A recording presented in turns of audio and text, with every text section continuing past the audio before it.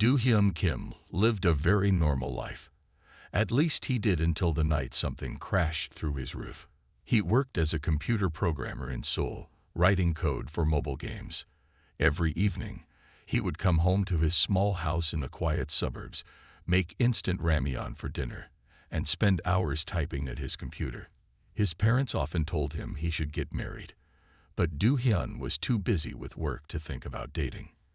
On this particular night, rain poured down outside his window.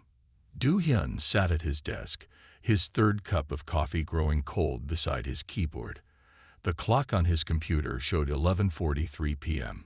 His eyes were getting tired from staring at lines of code, but he wanted to finish this one last problem before going to bed. Thunder crashed overhead.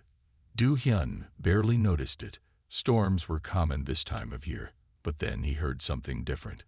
Something that sounded like a whistling noise, getting louder and louder. Crash. The ceiling of his bedroom exploded inward. Rain, wooden beams, and pieces of roof tile came falling down. Do-hyun jumped back from his desk, knocking over his coffee cup. Where his bed used to be, there was now a strange metal pod about the size of a car. What just happened? Do-hyun stammered. His heart was racing. He grabbed his phone, thinking he should call emergency services. But before he could dial, the pod made a hissing sound. A seam appeared in the smooth metal surface. With a soft whir, a door opened in the side of the pod. Steam poured out, and Do-hyun stepped back, unsure what to expect. A robber? An alien? Some kind of government experiment? What emerged from the pod was none of those things. It was a young woman with silvery hair that seemed to glow in the darkness. Her eyes were a striking shade of purple, and she wore what looked like a white spacesuit covered in delicate patterns. She stepped gracefully out of the pod, looked around the room, and then focused on Do-hyun. Her face broke into a bright smile. Oh, wonderful. The emergency landing system worked perfectly. Do-hyun just stared at her, his phone forgotten in his hand. Rain was still pouring in through the hole in his roof, but the woman didn't seem to mind getting wet. "I'm Hanul," she said, bowing slightly. "And according to the ancient laws of the Stellar Federation, you are now my husband." Do-hyun blinked several times. Maybe he had fallen asleep at his desk. Maybe this was all a strange dream caused by too much coffee and too little sleep. "I'm... what?" Hanul walked over to his desk, picking up his mechanical keyboard with great interest. "Oh, how fascinating. You still use physical input devices. We haven't used these in the 7th star system for centuries." She pressed a key, delighted by the clicking sound it made. "Star system." Do-hyun found his voice. "Husband, I don't understand. You just crashed through my roof." "Yes, I did. And by providing me shelter in my time of need, even if it was rather sudden. You fulfilled the requirements of the celestial marriage code." Hanul put down the keyboard and began examining his coffee maker with equal fascination. "This is perfect, actually. I needed to find somewhere to hide, and what better place than a planet that hasn't even achieved regular space travel yet?" Do-hyun looked at the hole in his roof, then at the mysterious woman investigating his coffee maker, then back at the hole. Rain was starting to form a puddle on his floor. Hide from what? Hanul's expression grew more serious. "Well, you see, I'm sort of a princess, and I'm sort of running away from an arranged marriage with a rather unpleasant warlord who controls half the Centaurus arm of the galaxy." She brightened again. "But don't worry. The chances of his bounty hunters finding me here are, well, they're not zero, but they're pretty low." A crack of thunder made Do-hyun jump. He realized he was shivering.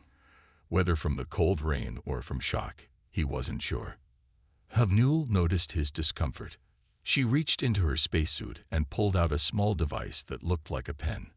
With a few quick movements, she pointed it at the hole in the roof. A shimmering field appeared, stopping the rain from coming in. "There. That's just a temporary force field, but it should hold until we can fix it properly." She looked around the room again. "Now, do you have any food?" Space travel always makes me hungry. Oh, and I should probably explain more about the Stellar Federation and why I chose Earth as my hiding place, and maybe tell you about the tracking devices the bounty hunters might be using. She paused, noticing Do-hyun's overwhelmed expression. But perhaps we should start with names. You haven't told me yours yet. Do-hyun, he said weakly. Do-hyun Kim. Do-hyun, Hae-nul repeated, smiling. A good, strong name. Much better than my almost husband, Crothul, the planet render. She shuddered slightly. He has 8 eyes. 8. Can you imagine having to kiss someone with 8 eyes? Do-hyun couldn't imagine it. He couldn't imagine any of this. Just 3 hours ago, his biggest worry had been fixing a bug in his code. Now he had a hole in his roof, an alien princess in his bedroom, and apparently he was married according to some galactic law he'd never heard of. Hae-nul was now examining the family photos on his wall. Oh, are these your parents? They look nice. Much nicer than mine. My father has this annoying habit of turning people who disappoint him into decorative statues. She turned back to Do-hyun. Don't worry, though. Earth is way outside his jurisdiction. A car alarm went off somewhere down the street, making them both turn toward the window. Hae-nul rushed over and peeked through the curtains. Just a car. Good. I was worried for a moment. She straightened up and smiled again.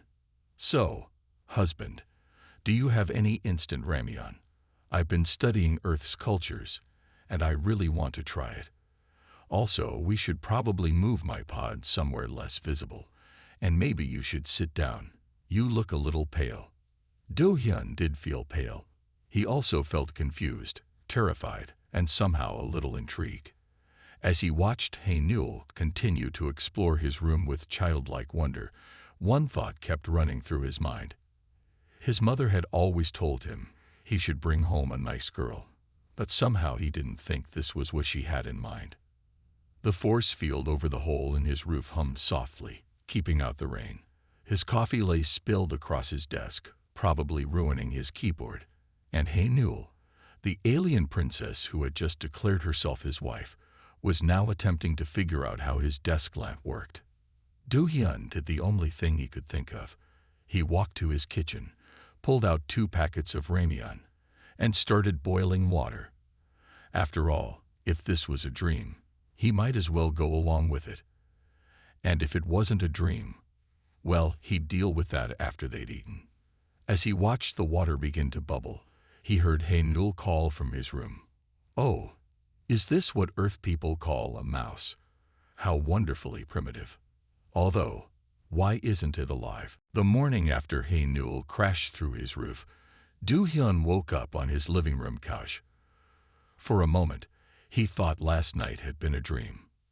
Then he heard humming coming from his kitchen, followed by the beeping of his microwave.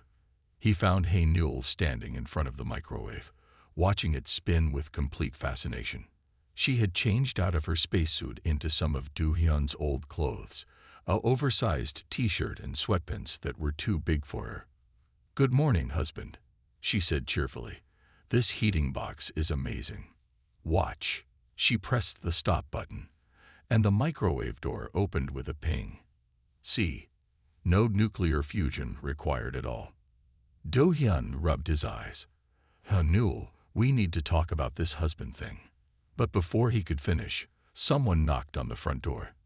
Hae-nul disappeared so quickly that Do-hyun barely saw her move. 1 second she was there. The next she had vanished into the hallway. "Do-hyun, are you home?" It was Mrs. Yeonja, his elderly neighbor. "I heard strange noises from your house last night." Do-hyun opened the door just enough to see her concerned face. "Everything's fine, Mrs. Yeonja. I just dropped some things." Mrs. Yeonja tried to peek past him into the house. "It sounded like something crashed through your roof, and I saw strange lights." "Oh, that was construction work. Yes, I'm having some repairs done." "At midnight." Do-hyun struggled to think of an explanation. Suddenly, Hae-nul appeared beside him, wearing a perfect polite smile. "Hello, I'm Hae-nul. Do-hyun's wife. Do-hyun nearly choked. Mrs. Yeonja's eyes went wide with surprise and delight. Wife? Do-hyun, you never told me you got married. Mrs. Yeonja clapped her hands together happily. We wanted to keep it quiet, Hae-Newell said smoothly. Do-hyun is so shy, you know, but I just couldn't wait to move in with him. Mrs. Yeonja was practically glowing with excitement. Oh, this is wonderful news. I must tell everyone. And such a pretty wife, too. She hurried away, probably to spread the news to the entire neighborhood.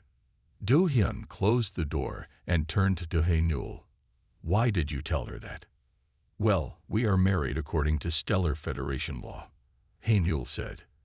And it's a good cover story, isn't it? Much better than trying to explain the hole in your roof. She went back to the microwave and pulled out a cup of instant coffee. Now we should talk about security measures. I've set up some basic scanner deflectors around your house, but we'll need more protection. Protection from what exactly? Hae-Newell's face grew serious. Remember that warlord I mentioned? Crothul the planet render. Well, he doesn't like losing things he considers his. He's probably already sent scouts to search for me. As if to prove her point, Do-hyun's phone buzzed. It was a news alert. Unusual meteor shower spotted over Seoul. Scientists puzzled. Hae-Newell looked at the phone and frowned. Those aren't meteors. They're scout ships. She took a sip of coffee and immediately made a face. Oh, this is so bitter. How do you drink this? Hae-Newell, Do-hyun said firmly, I need you to explain everything. From the beginning. She sat down at his kitchen table and nodded. Fair enough. But first, could you make some of that ramyeon again? It was really good last night. While Do-hyun cooked the ramyeon, Hae-Newell explained her situation. She was a princess from a star system thousands of light years away. Her father, the High Commander, had arranged her marriage to Crothul to secure a peace treaty. But Crothul was famous for his cruelty. He had destroyed entire planets just because their leaders had insulted him. So I ran away, Hae-Newell said, slurping her noodles. I programmed my ship's emergency pod to take me to a planet that was advanced enough to have basic technology, but not so advanced that they'd detect me coming. Earth was perfect. But why did you say we're married? Oh, that's because of the ancient laws. When a noble of the Stellar Federation seeks shelter during an escape, whoever provides that shelter becomes their legal spouse. It's an old law from our past, meant to protect nobles who had to flee from danger. She smiled brightly. You provided shelter when my pod crashed through your roof, so now we're married. Do-hyun put his head in his hands. This is crazy. I know it's a lot to take in, Hae-Newell said kindly. But look on the bright side. You get to learn all about advanced alien technology. Speaking of which, she pulled out the pen-like device she'd used last night. This is a multi-tool. It can create force fields, translate languages, and even make small objects invisible. Want to try it? Before Do-hyun could answer, his phone rang. It was his best friend, Ta-Won. Dude. Ta-Won's excited voice came through the speaker. Mrs. Yeonja just called my mom and told her you got married. Is it true? Why didn't you tell me? Hae-Newell grabbed the phone from Do-hyun's hand. Hello, Ta-Won. I'm Hae-Newell, Do-hyun's wife. Would you like to come over for dinner tonight? I'd love to meet my husband's best friend. Do-hyun could hear Ta-Won's surprised laugh. Wow, she sounds nice. I'll be there at 7. Hae-Newell handed the phone back to a stunned Do-hyun. There. Now we can establish my cover story properly. Friends and neighbors are important for appearing normal. She went back to her ramyeon, then looked up thoughtfully. Though we should probably move my pod out of your bedroom before he arrives. And maybe I should teach you some basic self-defense moves, just in case the bounty hunters find us. Oh, and I need to show you how to use the emergency teleporter if things get really bad. Do-hyun looked at his kitchen clock. It was only 9:30 in the morning, and already his life had become completely crazy. He had an alien princess eating ramyeon at his table, a spaceship in his bedroom, bounty hunters disguised as meteors in the sky, and his entire neighborhood probably thought he had gotten secretly married. "Don't worry so much," Haenul said, noticing his expression. "Everything will be fine. Probably. And if Crothul does find us and tries to destroy the planet, I'm sure we can think of something." She finished her ramyeon and stood up. "Now, let's go hide that pod. And then maybe you can show me how to use that thing you call a washing machine. I've always wanted to learn about primitive cleaning technology."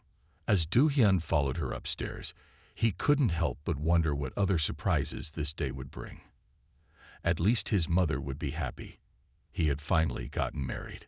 Though somehow, he didn't think an alien princess on the run from a planet-destroying warlord was quite what she had in mind for a daughter-in-law. The dinner with Taewon went better than Do-hyun expected. Haenul charmed him with stories about meeting Do-hyun at a coffee shop, even though none of it was true. Do-hyun was surprised at how easily she made up stories about their relationship. What worried him more were the strange men in black suits he had seen walking around his neighborhood that morning. A week after Haenul's crash landing, Do-hyun sat at his computer, trying to work from home. Haenul had hidden her pod in his garage, covering it with an old tarp. She spent most of her time learning about Earth by watching cooking shows and reading manga, which she called fascinating historical documents. "Do-hyun," Haenul called from the living room. "Come quickly." He found her staring at the TV news. The reporter was talking about strange men in black suits asking questions around Seoul. They claimed to be government agents, but no government agency knew anything about them. "They're getting closer," Haenul said quietly. "Those are Crothul's bounty hunters. They can shape-shift to look human, but they always choose to wear black suits. They think it helps them blend in."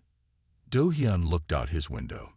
Two men in black suits were walking down his street, showing pictures to his neighbors. Mrs. Yanja was talking to them, probably telling them all about his sudden marriage. "We need to leave," Haenul said, grabbing his arm. "Now." "Leave? But where would we go?" "Anywhere. We just can't stay here." Haenul rushed to the garage and started pulling things out of her pod. She handed Do-hyun a small silver bracelet. "Put this on.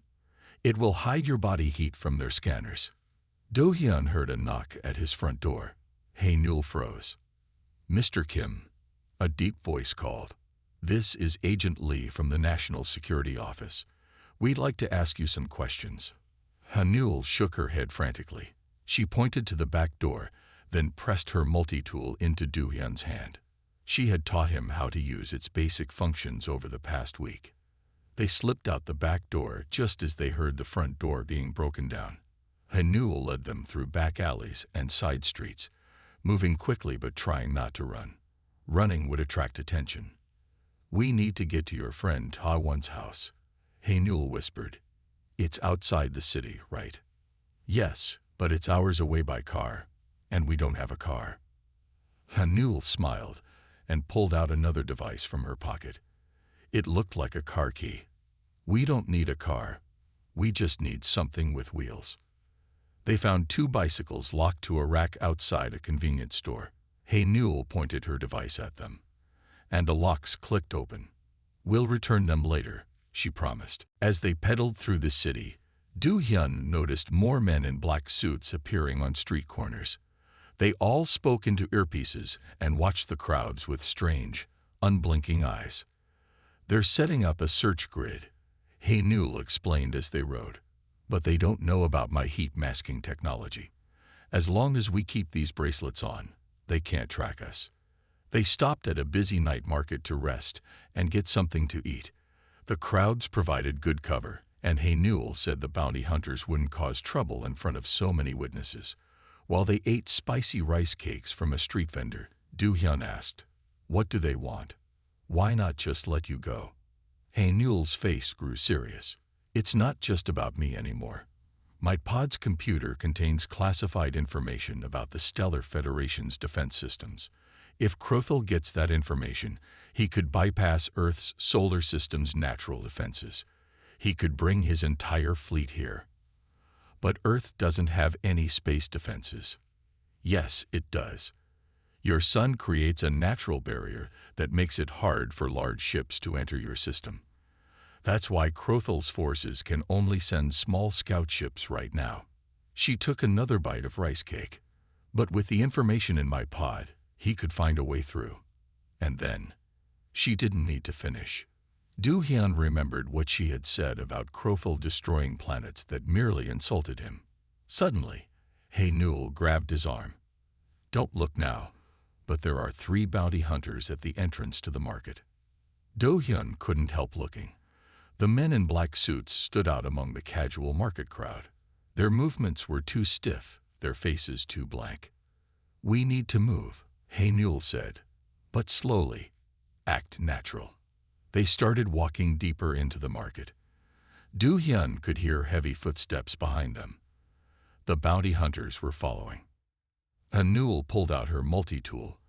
When I say run, run, and whatever you do, don't look back. They passed a fish stall, then a vegetable vendor. The footsteps got closer. Now, Hae-Newell shouted. She pointed her multi-tool at a stack of boxes behind them. The boxes exploded into the air, creating chaos in the market. People started running and shouting. Do-hyun ran as fast as he could, following Hae-Newell through the confusion. They ducked into a small alley, then another, taking so many turns that Do-hyun lost track of where they were. Finally, they stopped in a quiet street. Do-hyun bent over, trying to catch his breath. Did we lose them? Hae-Newell peeked around the corner. For now, but they'll keep searching. We need to get out of the city. She pulled out her car key device again. Look for something bigger than a bicycle this time. We have a long journey ahead. They found an old delivery truck parked behind a restaurant. Hae-Newell's device made it start without a key. I really will return it, she promised again as they climbed in. Just like the bicycles. Consider it an emergency borrowing. As they drove out of Seoul, Do-hyun thought about how much his life had changed in just 1 week. He had gone from being a normal programmer to being on the run with an alien princess, hiding from shape-shifting bounty hunters who wanted to destroy Earth. I know this is crazy, Hae-Newell said, as if reading his thoughts, and I'm sorry for bringing all this trouble to your planet. But I want you to know something. She reached over and squeezed his hand. Of all the roofs I could have crashed through in the entire galaxy, I'm glad it was yours. Do-hyun smiled despite everything. Me too, I think. They drove through the night, heading for Taewan's countryside home. Behind them, Seoul's lights faded into the distance. Somewhere in those lights, bounty hunters were searching for them. And somewhere far above Earth, more of Crothel's forces were probably already on their way. But as Hae-Newell hummed along to the radio, trying to learn Earth songs, Do-hyun felt strangely calm. Maybe it was the way she stayed cheerful even in danger. Or maybe it was because, for the first time in his life, he was doing something truly important. He wasn't just writing code anymore. He was helping to save his planet. Even if nobody else on Earth knew it yet. Taewan's countryside house turned out to be perfect for hiding. It sat on a small hill, surrounded by rice fields that made it easy to spot anyone approaching. The nearest neighbor was 2 kilometers away. Best of all, Taewan didn't ask too many questions when Do-hyun called and asked to stay for a while. My parents' old satellite dish is still on the roof, Taewan told them, pointing to a rusty metal dish. It hasn't worked in years, though. Hae-Newell's eyes lit up when she saw it. That's exactly what we need. After Taewan went to bed that night, Hae-Newell and Do-hyun climbed onto the roof. Hae-Newell opened a panel on her multi-tool and connected it to the old satellite dish with thin, glowing wires. We can use this to send a message to the Stellar Federation's peacekeeping force, she explained. They might not arrive in time to stop Crothel's main fleet, but they could at least help us deal with the bounty hunters. Do-hyun watched her work. Why didn't we do this from my house? The bounty hunters were too close. They would have detected the signal. She typed something into her multi-tool. But out here, we have space to set up proper defenses. Do-hyun thought about all the video games he had played over the years. Games where he had to defend bases, manage resources, and outsmart enemies. I might have an idea about that. He explained his plan to Hae-Nul. They could use Earth's technology in ways the bounty hunters wouldn't expect. Their advanced scanning equipment looked for energy signatures and heat patterns, but they might not notice simpler things. Hae-Nul loved the idea. They spent the next day setting up their defenses. They used Taiwan's old electronics and some parts from Hae-Nul's escape pod, which they had brought with them in the delivery truck. Do-hyun wrote some simple computer programs to control everything. That night, Hae-Nul's multi-tool started beeping. They're coming. At least 10 bounty hunters, approaching from different directions. Do-hyun checked his laptop screen. Their makeshift security cameras showed dark figures moving through the rice fields. Ready? Hae-Nul nodded. She pressed a button on her multi-tool, sending the signal to the Stellar Federation. It will take about an hour for them to receive it. We just have to hold out until then. The bounty hunters came closer. In the moonlight, their black suits looked even more out of place in the countryside. One of them stepped onto the property, and Do-hyun pressed a key on his laptop. Old speakers hidden in the fields began playing K-pop music at full volume. The sudden noise confused the bounty hunters. Their sensitive hearing, designed to pick up the smallest sounds, was overwhelmed by the loud music. While they were disoriented, Hae-Nul used her multi-tool to create small force fields, trapping several bounty hunters in the rice paddies. The water shorted out their shape-shifting technology, revealing their true forms. Tall, gray creatures with too many eyes. Your earth music is surprisingly effective as a weapon, Hae-Nul said, laughing as she watched the bounty hunters stumble around. But more were coming. Do-hyun activated his second program. The satellite dish began rotating, broadcasting a signal that interfered with the bounty hunters' communication devices. They couldn't coordinate their attacks. Look, Hae-Nul pointed to the sky. A large ship was appearing above them, its surface rippling like water as it dropped its invisibility shield. Is that Crothul? Do-hyun asked nervously. No, it's the peacekeeping force. They got our message. Hae-Nul jumped up and down with excitement. Bright beams of light shot down from the ship, freezing the bounty hunters in place. A voice boomed from above, speaking in an alien language that Hae-Nul's multi-tool translated. By order of the Stellar Federation, you are all under arrest for violating Sector Protection Law 7.3, unauthorized invasion of a developing planet. More ships appeared in the sky. They were smaller than the first one, but still impressive. Hae-Nul explained that they were patrol ships, here to guard Earth from Crothul's fleet. Your defensive strategy was brilliant, she told Do-hyun.